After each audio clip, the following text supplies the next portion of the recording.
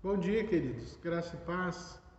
Muito bom estar com vocês nesse domingo, logo pela manhã, para estudarmos a palavra de Deus, para ouvirmos a voz de Deus através da sua palavra.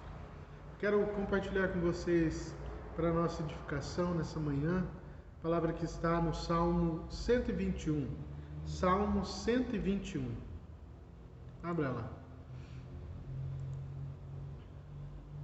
Salmo 121.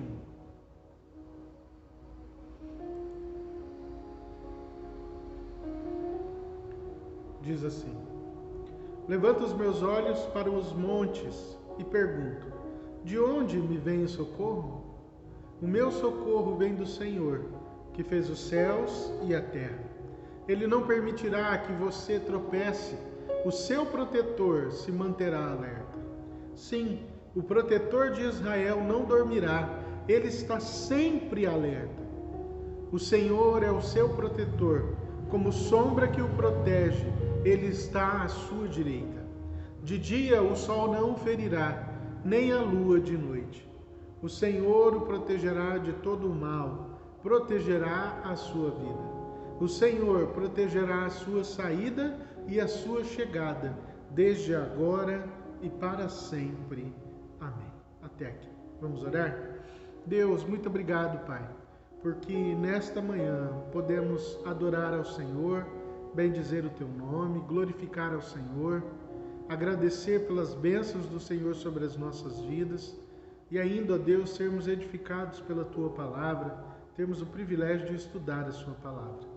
Abençoa, Deus, cada irmão e irmã, cada pessoa que está assistindo agora este vídeo, Senhor, esta aula de escola dominical, para que eles sejam edificados pelo Senhor, tocados, transformados, restaurados, ó Deus, pelo Senhor nesta manhã. Abençoa as nossas vidas, Pai.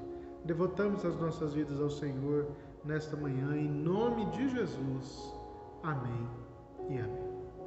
Queridos, nós sempre somos pessoas preocupadas, né? Principalmente depois que nós temos filhos. Aqueles que já têm filhos sabem disso, não é? Porque os filhos, de tempos em tempos, ou de uma certa maneira, eles nos dão um pouco de trabalho, é ou não é?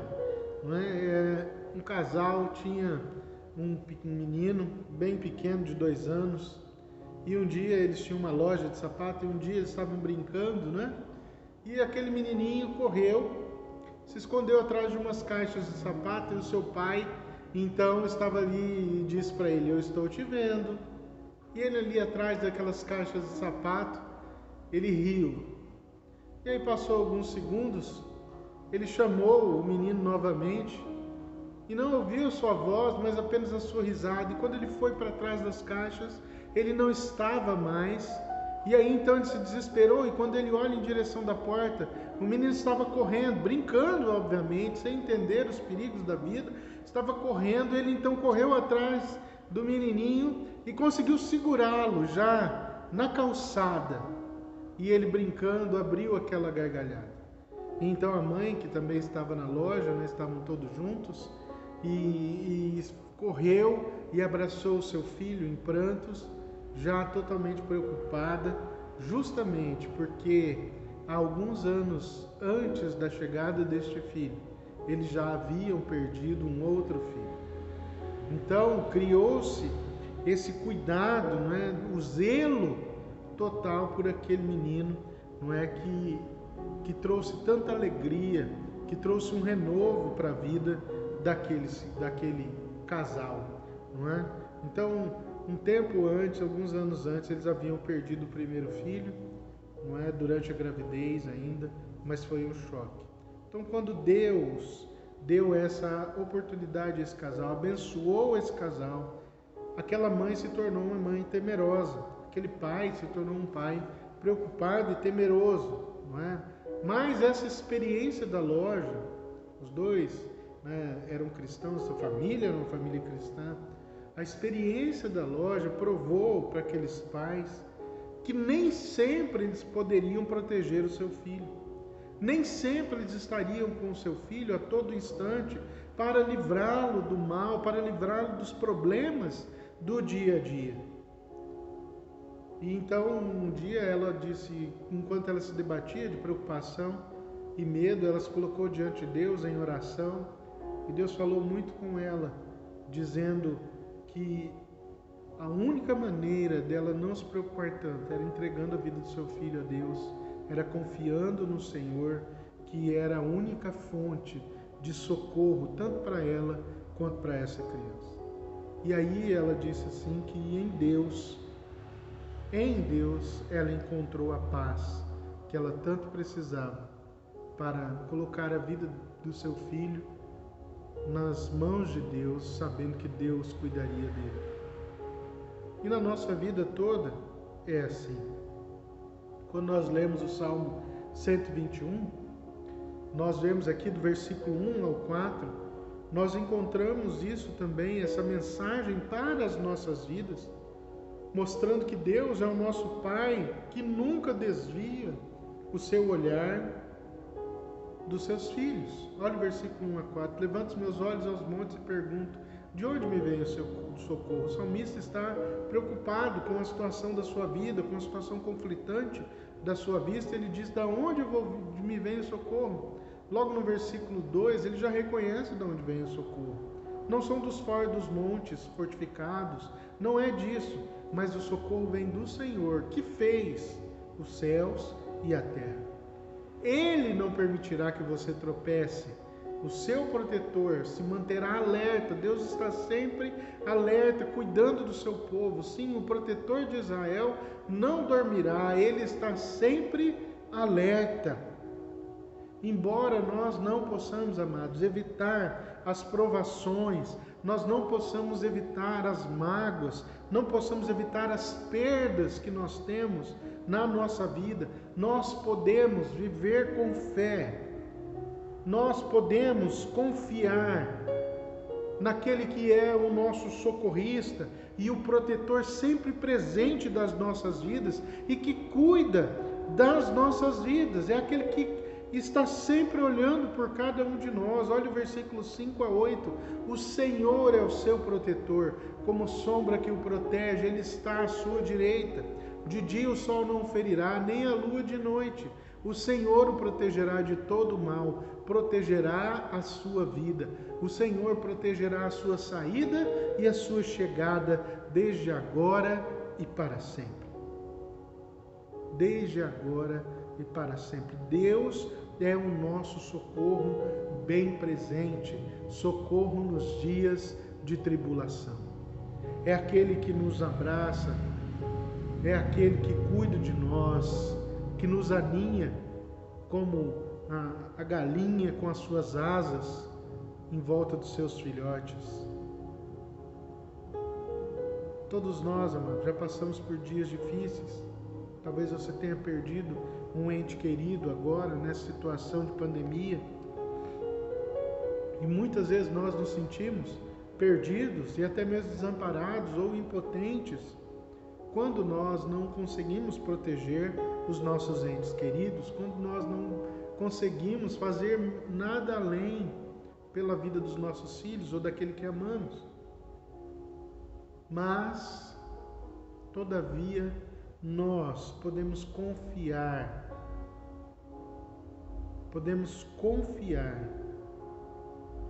que Deus jamais perde os nossos entes queridos, perde os nossos filhos da sua vista.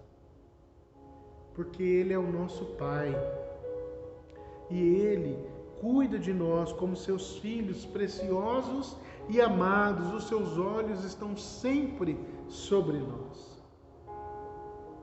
E isso traz paz ao nosso coração.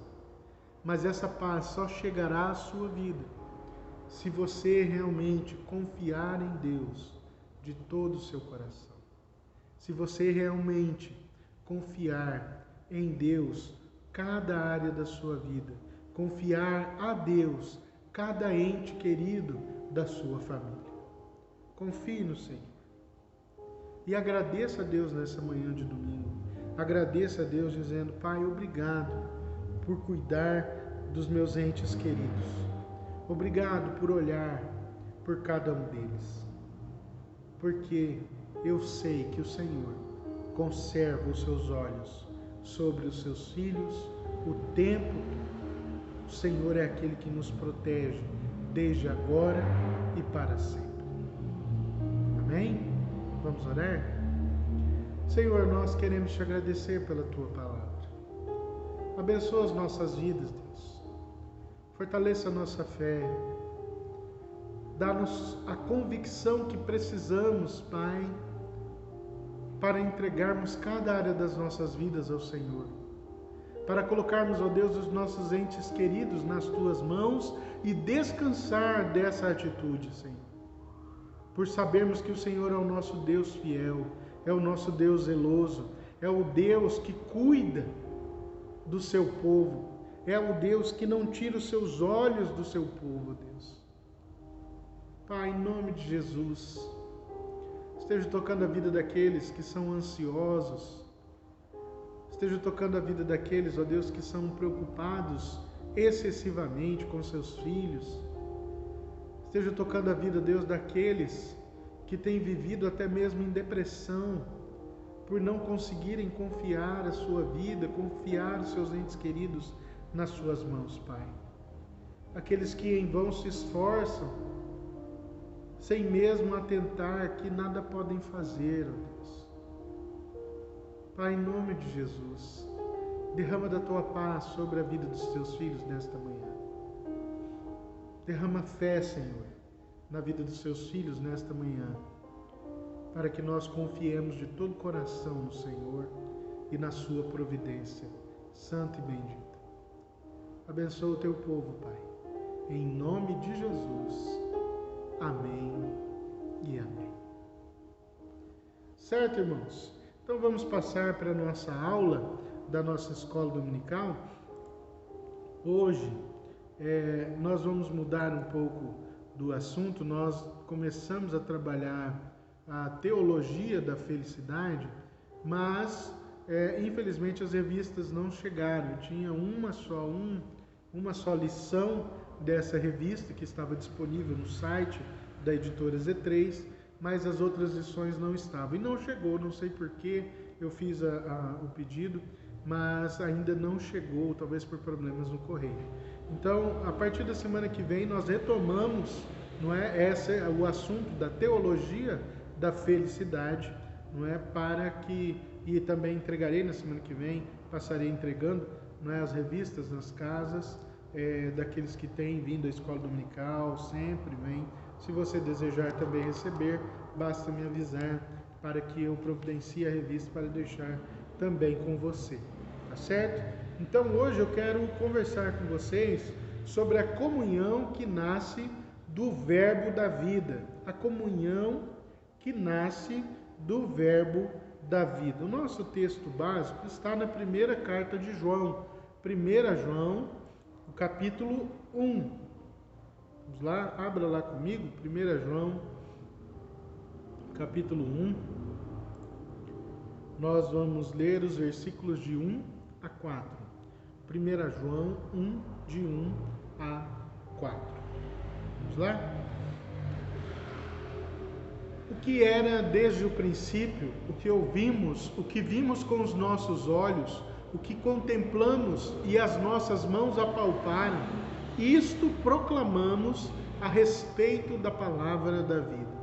A vida se manifestou, nós a vimos e dela testemunhamos e proclamamos a vocês a vida eterna que estava com o Pai e nos foi manifestada. Nós lhes proclamamos o que vimos e ouvimos, para que vocês também tenham comunhão conosco. Nossa comunhão é com o Pai e com o Filho Jesus Cristo. Escrevemos essas coisas para que a nossa alegria seja completa. Até aqui.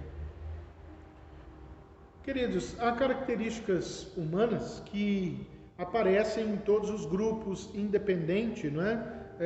Da forma como nós vivemos, se nós somos cristãos ou não, né? E embora nós aqui dentro da igreja vivemos na comunhão, não é? Por exemplo, na igreja nós somos chamados a esta comunhão. Infelizmente, essa comunhão não tem acontecido por causa, não é, do coronavírus, que afastou a todos nós. Então, nós não estamos mais nos reunindo como nós nos reuníamos.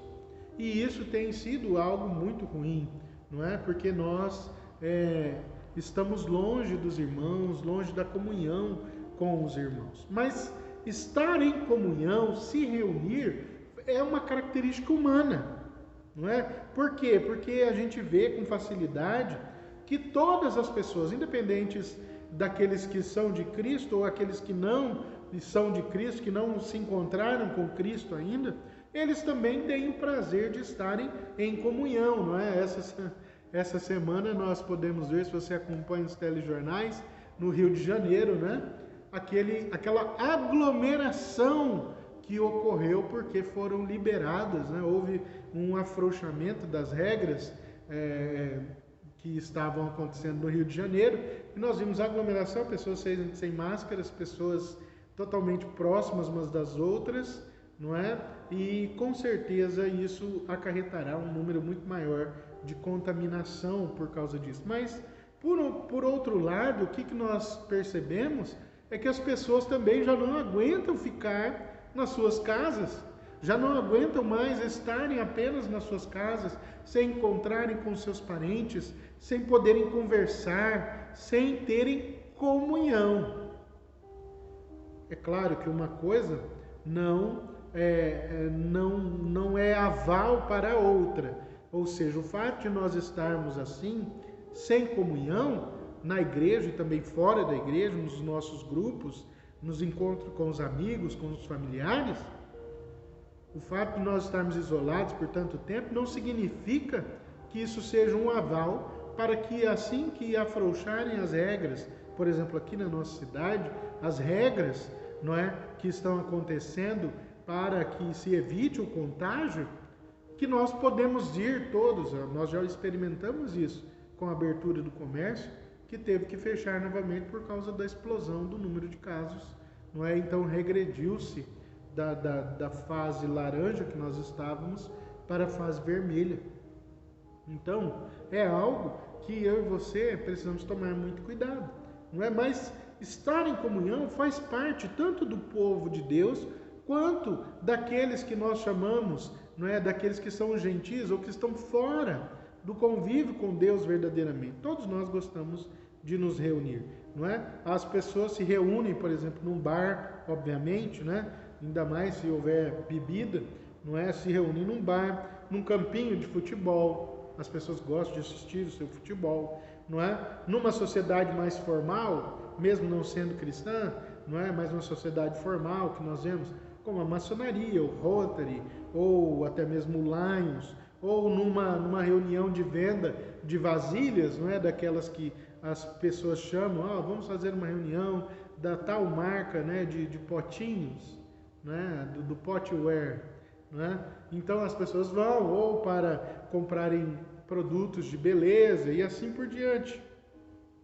Então todos nós gostamos de estarmos reunidos para celebrarmos o nascimento de uma criança, não é? Por exemplo, ou para celebrarmos o casamento dos amigos.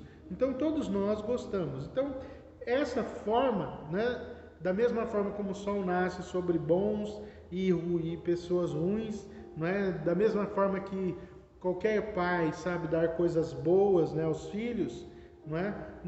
Isso evidencia que todos nós temos a marca da vida social. Nós queremos estar juntos, nós queremos formar famílias e participar de grupos sociais. Por outro lado, se a comunhão não é a marca daqueles que estão no Evangelho, ou seja, ela é a marca, mas não a comunhão com Deus, não é? Mas é de todas as pessoas, há uma diferença entre os ajuntamentos naturais, que é isso que eu falei, da verdadeira comunhão,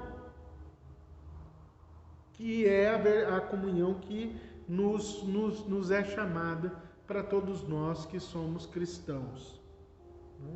Qual a diferença que há entre uma reunião de pessoas não salvas e a reunião que acontece, não é, em nome do Evangelho numa igreja. Qual a diferença? O texto dessa lição nos ensina que a verdadeira comunhão é resultado de um encontro pessoal com Jesus, que é o Verbo da vida.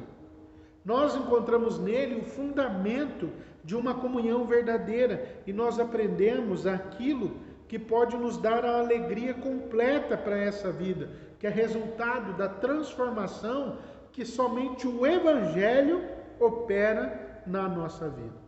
Então, o primeiro ponto colocado aqui, que nós vamos estudar através desse texto, para entendermos a comunhão que nasce do Verbo da vida, são as raízes da verdadeira comunhão. As raízes da verdadeira comunhão. Uma das marcas dessas raízes verdadeiras da comunhão está centralizada na experiência real e pessoal com Jesus. Somente aqueles que tiveram uma experiência real e pessoal com Jesus, eles podem experimentar da comunhão verdadeira, é o que nos diz o versículo 1, o que era desde o princípio, o que ouvimos, o que vimos com os nossos olhos, o que contemplamos e as nossas mãos apalparam, isso proclamamos a respeito da palavra da vida.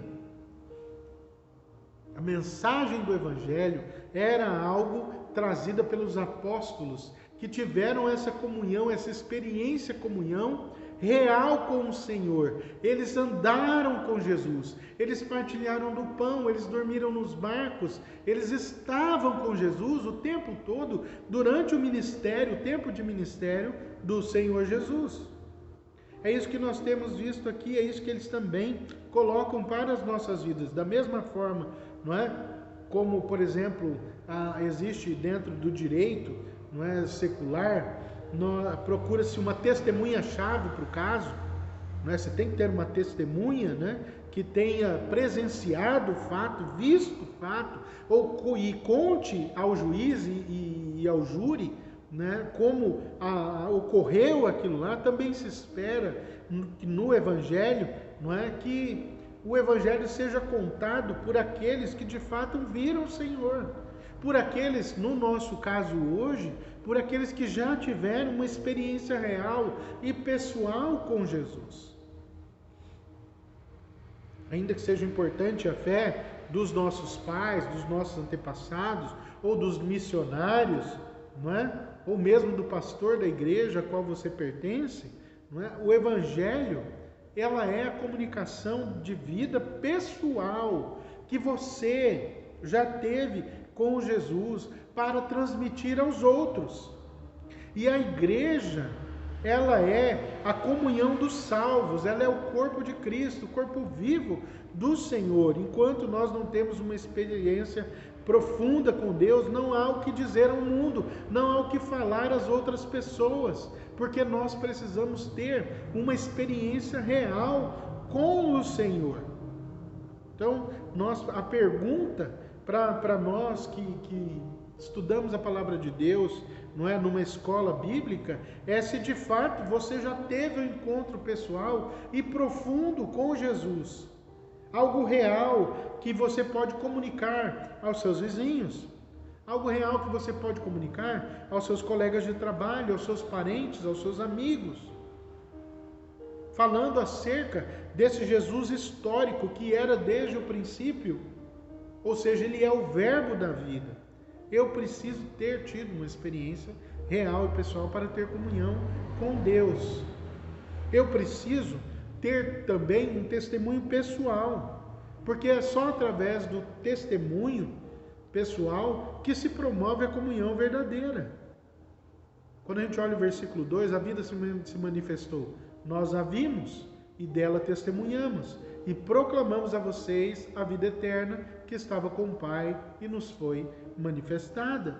Então tem duas expressões aqui usadas para nos informar a maneira como a comunhão verdadeira ela é comunicada. Não é? Qual é a maneira como a comunhão verdadeira é comunicada? Nós estamos aqui dando testemunho e anunciando a fé vem pelo ouvir a mensagem. E a mensagem vem por meio da pregação a respeito de Cristo. Romanos 10, 17. A fé vem pelo ouvir e o ouvir da palavra. Não é? Que os crentes também devem ir e pregar essa palavra. E que nós devemos ser testemunhas de Deus em todos os lugares. Então, somente por meio desse testemunho de Deus e em todos os lugares, e que nós devemos, então, promover essa comunhão. É somente através do testemunho de uma pessoa que realmente se encontrou com Cristo, que uma outra pessoa pode chegar ao conhecimento da verdade que há em Cristo. Ela pode nascer de novo e ser introduzida no corpo de Cristo. E é desse modo que acontece a comunhão dos salvos. Um contando para o outro, um anunciando ao outro, um proclamando a palavra de salvação ao outro, contando aquilo que aconteceu na sua vida, através dessa experiência pessoal que eu tive, que você já teve com Jesus. E então eu tenho um testemunho a contar. Minha vida era assim, mas Jesus transformou a minha vida. Até me encontrar com Cristo, eu passei pelo que você passou.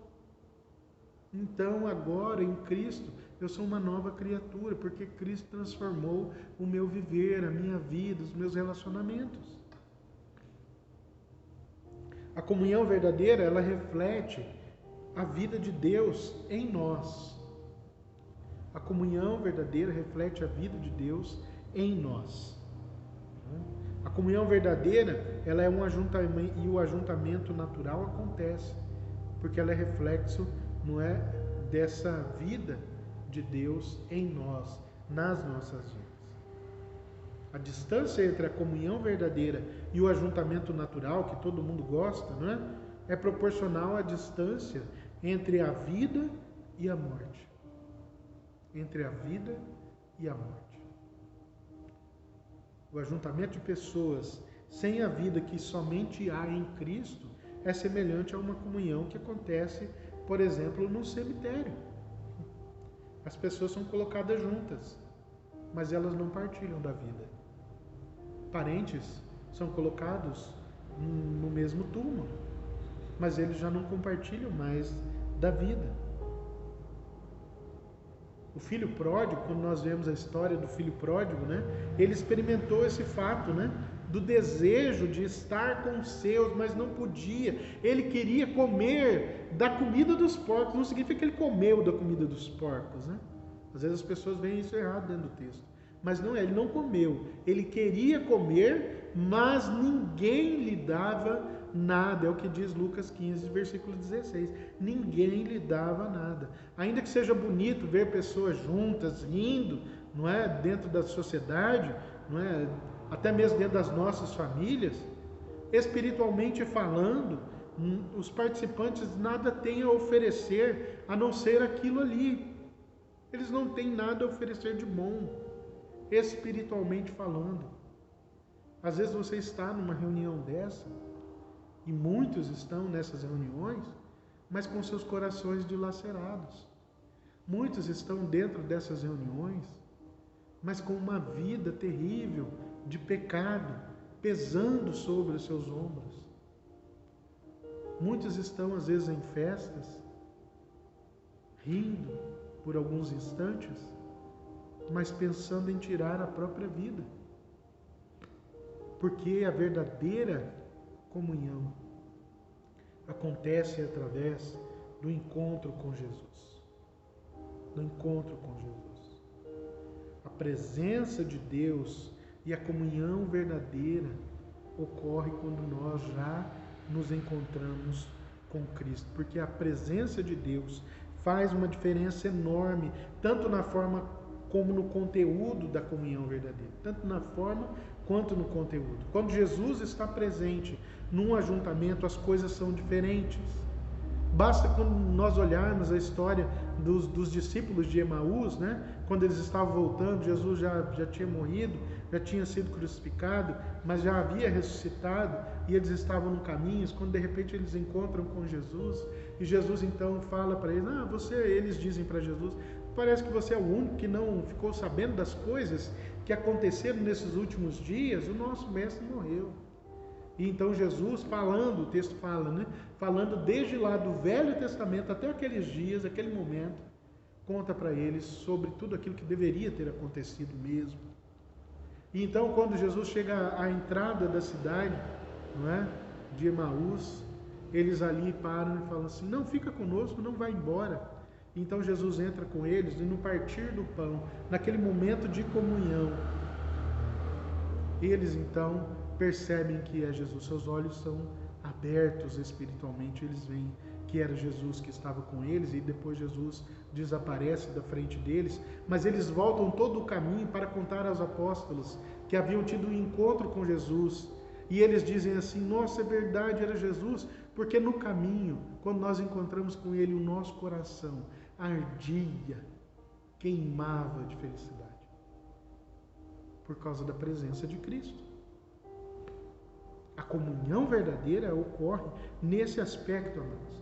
Quando nós nos encontramos com Cristo, as coisas são diferentes. Quando Jesus faz parte do processo e há o predomínio da palavra de Deus, o santo caráter de Cristo não é comunicado aos participantes do grupo, a santidade nos propósitos, há temor no Senhor,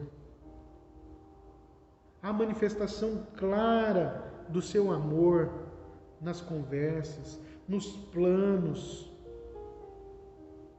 nas realizações das coisas, da igreja, da vida, tudo muda.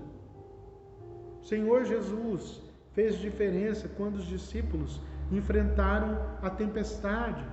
O Senhor Jesus fez diferença na vida daquela mulher que havia perdido o seu filho, quando Jesus chegava com uma multidão e essa mulher saía da cidade de Naim carregando seu filho para enterrá-lo. Jesus se encontra com essa mulher, Jesus faz a diferença na vida daquela mulher, trazendo esse menino novamente à vida, o único filho daquela mulher que já era viúva. Jesus transforma a vida daquela mulher. Ou quando ele se reunia em grupo, Jesus muda a situação daquela multidão faminta e ele provê pão, provê alimento para mais de 5.000 pessoas. Não havia pão para todo mundo, mas ele fez pão para todo mundo. Multiplicou os pães e peixes. Da mesma forma, nossa vida era comum. Nossa vida era igual às dos outros. Mas a partir do momento que nós nos encontramos com Jesus, a nossa vida foi alterada. A nossa vida se tornou diferente. Hoje ela é um presente de Deus. E Deus vai dominando os nossos relacionamentos e usando a vida daqueles que são chamados por Ele para se unirem em louvor da sua glória e para testemunharem desse encontro verdadeiro. Então, diante disso tudo, a pergunta que se faz para mim, para cada um de nós, para as nossas vidas nessa manhã, é: até que ponto os nossos cultos, as nossas escolas bíblicas, as nossas reuniões, muitas vezes administrativas, reunião de conselho, reunião de liderança, os nossos acampamentos, às vezes os passeios, né, refletem claramente a presença de Deus? Como refletem a presença de Deus? De uma maneira tão clara que as pessoas percebem que há comunhão dos salvos, aonde quer que nós estivermos, nos diferentes ajuntamentos que nós estivermos, para aqueles que ainda não foram alcançados pela graça do Evangelho de Cristo. Amados, igreja significa chamados para fora. Aqueles que são chamados para pregar o Evangelho, para comunicar o Evangelho, através da comunhão que eles mesmos experimentam, em primeiro lugar com Deus e em segundo lugar entre eles, por causa do amor de Deus. Porque a comunhão verdadeira que só há no encontro com Cristo produz uma alegria que é completa. É isso que o estudo aqui nos diz. Versículo 3 e 4, da parte: nossa comunhão é com o Pai e com o seu Filho Jesus Cristo. É a segunda parte do versículo 3. E o versículo 4 diz: escrevemos essas coisas para que a nossa alegria seja completa. Completa. Em primeiro lugar, porque ela é uma alegria que é compartilhada pelo Pai e pelo Filho. Muitos pensam que ser crente é ter uma vida triste, uma vida pesada, complicada, ou que se mede a espiritualidade de alguém como a maneira séria, né, como ela vive, sem manifestação de alegria nenhuma, não é, sem o sorriso aberto, sem uma boa gargalhada, não é, o gostoso sentimento de bem-estar. Não, a gente tem que ser austero, tem que ser sério, não pode rir, mas só o cantinho da boca, não é porque você é filho de Deus e não pode. Não é isso.